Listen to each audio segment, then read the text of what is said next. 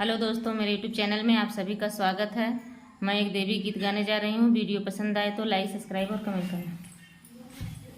चनन के बढ़िया दई के सुतैली भवानी हो, सेवकवा उन करना, हो सेवकवा उन करना।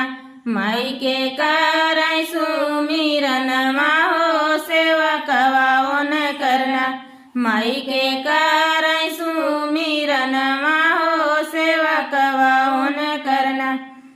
भोरवा की जुनिया जानी सुमिरा मोर सेवकवा, हो कि भोरवा जुनिया ना, हो कि भोरवा जुनिया ना। करबै गंगाया सननमा, हो कि भोरवा जुनिया ना।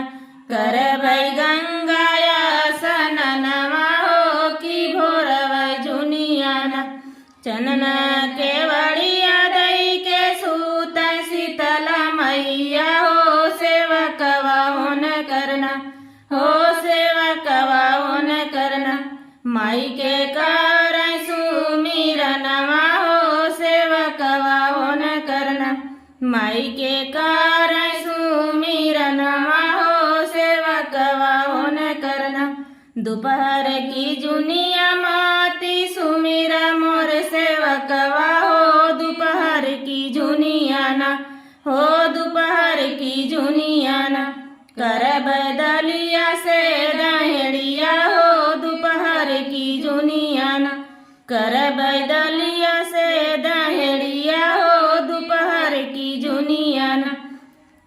चंदन के बढ़िया दई के सुतैली कालिया मैया, हो सेवकवा उन करना, हो सेवकवा उन करना।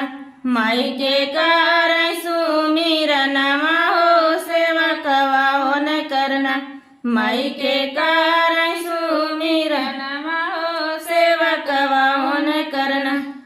सजवै की जुनिया जानी सुमिरा मोर सेवकवा, हो सजवै की जुनिया ना, हो सजवै की जुनिया ना।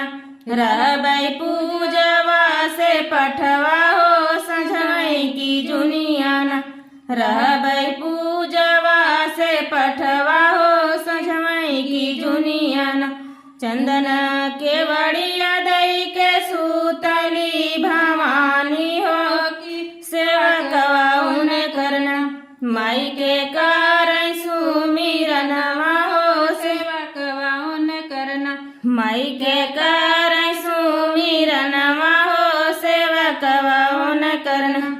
आधी की रतिया तू ही सुमिरा मोर सेवकवा, हो आधी की रतिया ना, हो आधी की रतिया ना। कटबै गढ़या वसनमा, हो आधी की रतिया ना। कटबै गढ़या वसनमा, हो कि आधी रतिया ना। आधी की रतिया तो ही सुमिरा मोर सेवकवा, हो आधी की रतिया ना। देबै पूत से पतोहिया, हो आधी की रतिया ना। देबै गोदी कैललनमा, हो आधी की रतिया ना। देबै गोदी कैललनमा, हो कि आधी रतिया ना। चंदन के बढ़िया दई के सुतली भवानी, हो सेवकवा उन करना, हो सेवकवा उन करना। माई के करई सुमिरनमा, हो सेवकवा उन करना। माई के करई सुमिरनमा,